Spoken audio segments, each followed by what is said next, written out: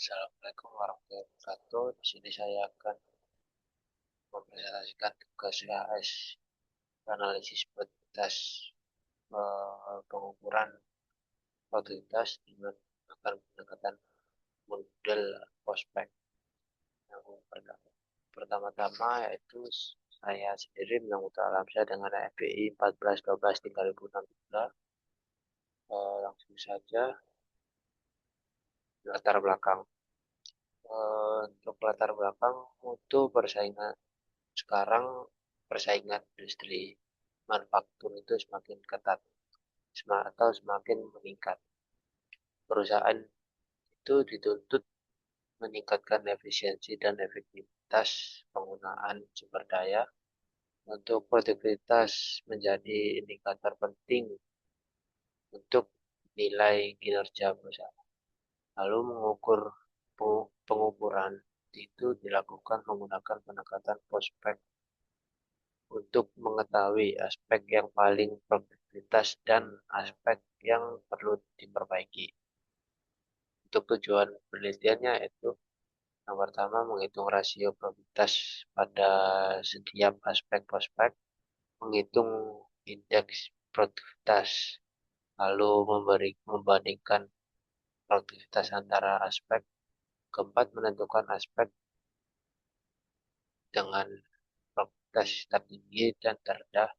Yang kelima, memberikan rekomendasi perbaikan produktivitas perusahaan. Untuk model prospek itu sendiri yaitu prospek merupakan metode pengukuran produktivitas yang terdiri dari aspek production. Untuk pengukurannya yaitu produktivitas produksi, lalu ada organization yaitu produktivitas organisasi. Yang ketiga ada sales atau produktivitas penjualan. Untuk selanjutnya produk atau produktivitas produk. Lalu operator itu produktivitas tenaga kerja. Lalu ada kapital yang dimana itu produktivitas modal. Metode ini itu digunakan untuk mengukur efektivitas seluruh sumber daya di perusahaan. Dan untuk data penelitiannya itu data yang digunakan periode pengamatan itu di bulan Januari hingga Desember atau 1 tahun. Untuk data keuangannya yaitu pendapatan bersih, lalu ada harga pokok produksi atau HPP. Yang ketiga itu ada nilai tambah, biaya umum, laba kotor, biaya penjualan, biaya langsung, gaji karyawan, dan modal. Lalu untuk metodologi penelitiannya itu sendiri yaitu tahap penelitian, di mana yang pertama mengumpulkan data, lalu memperhitungkan rasio produktivitas, selanjutnya itu perhitungan indeks produktivitas, lalu ada analisis grafik, lalu evaluasi produktivitas, dan penyusunan rekomendasi. Untuk rumusan produktivitas produksi, yaitu produktivitas produksi sama dengan pendapatan bersih dibagi HPP, di mana tujuannya itu mengukur kemampuan perusahaan menghasilkan pendapatan dibandingkan biaya produksi yang dikeluarkan. Lalu untuk hasil produktivitas, mana hasil produktivitas yang paling tertinggi itu di bulan Januari, di bulan Juni, dan yang terendah itu di bulan Februari. Kenapa di Juni? Itu Juni itu menunjukkan efisiensi produktivitas terbaik, dan untuk Februari itu menunjukkan biaya produksi relatif tinggi dibandingkan pendapatan. Secara umum produktivitas produksi itu cukup stabil. Dan untuk hasil indeks produktivitas produksi yaitu sebagai berikut itu. Untuk IP tertinggi itu ada di 119%, yaitu di mana itu di bulan Juni. Lalu untuk IP terendah itu ada di 94% di bulan Februari. Nah, artinya produktivitas bulan Juni itu meningkat 19%. Kurang lebih 19% dibandingkan bulan dasar. Untuk selanjutnya itu produktivitas organisasi. Yang dimana itu produktivitas organisasi rumusnya itu nilai tambah dibagi biaya umum. Dan untuk hasilnya itu yang paling tertinggi itu ada di bulan Juni, di mana itu 2,47. Dan yang terendah itu ada di bulan April, ada di angka 1,95. Dan ini adalah indeks produktivitas organisasi. Dan untuk hasilnya yang paling tertinggi itu ada di 109%, mana itu ada di bulan April. Dan yang paling terendah yaitu ada di 86%. Ya, lalu untuk analisisnya yaitu produktivitas organisasi masih mengalami fluktuasi sehingga perlu pengendalian biaya administrasi dan operasionalnya.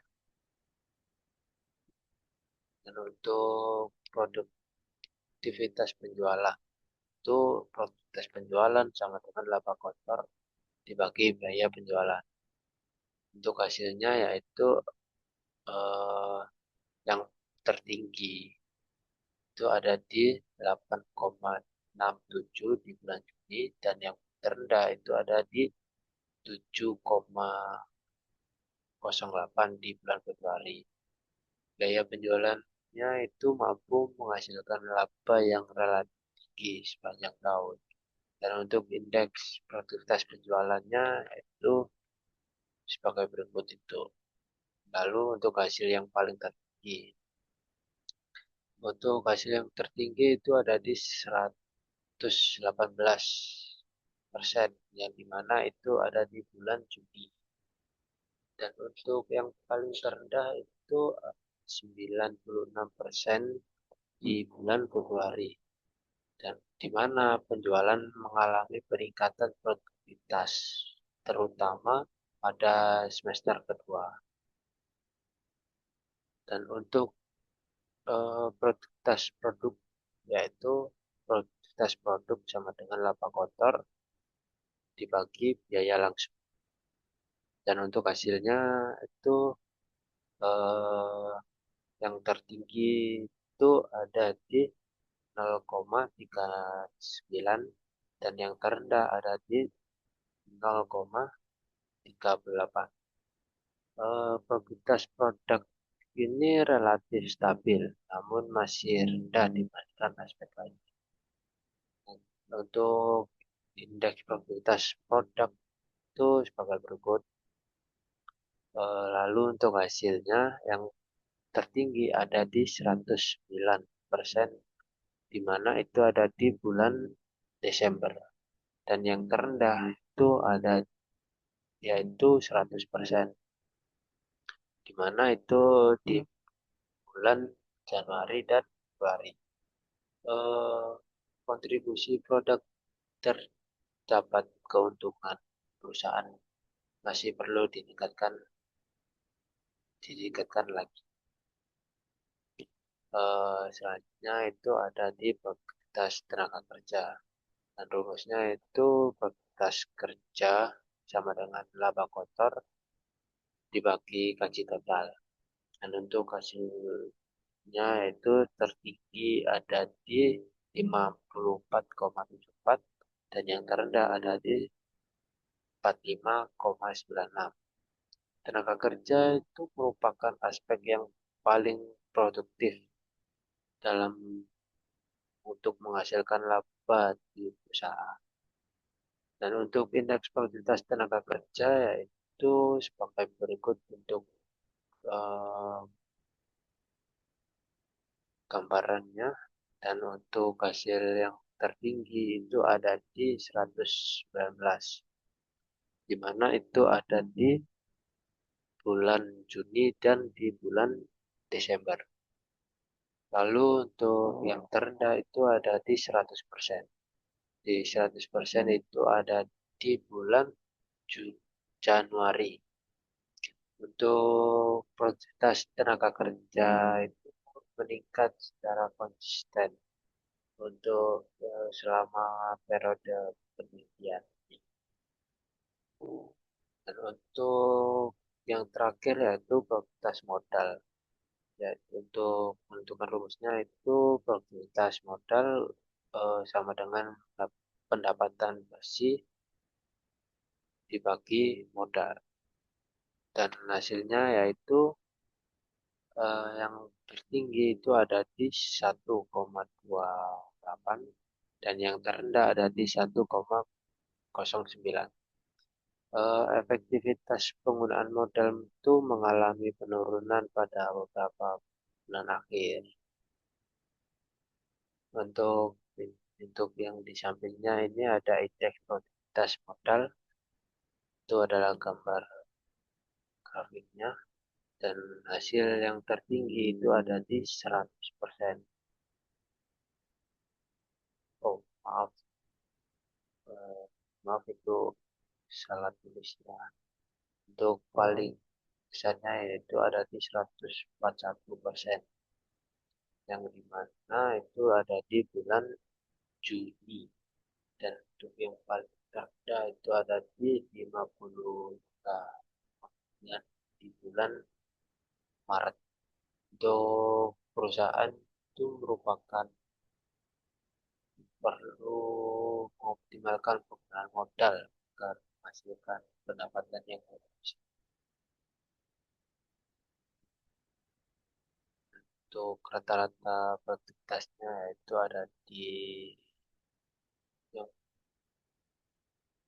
untuk di aspek produksi dan dinilai 2,47, lalu di aspek organisasi ada di 3,81, dan untuk di penjualan ada di 14,03, untuk di produk itu ada di 0,71 dan tenaga kerja ada di 92,8.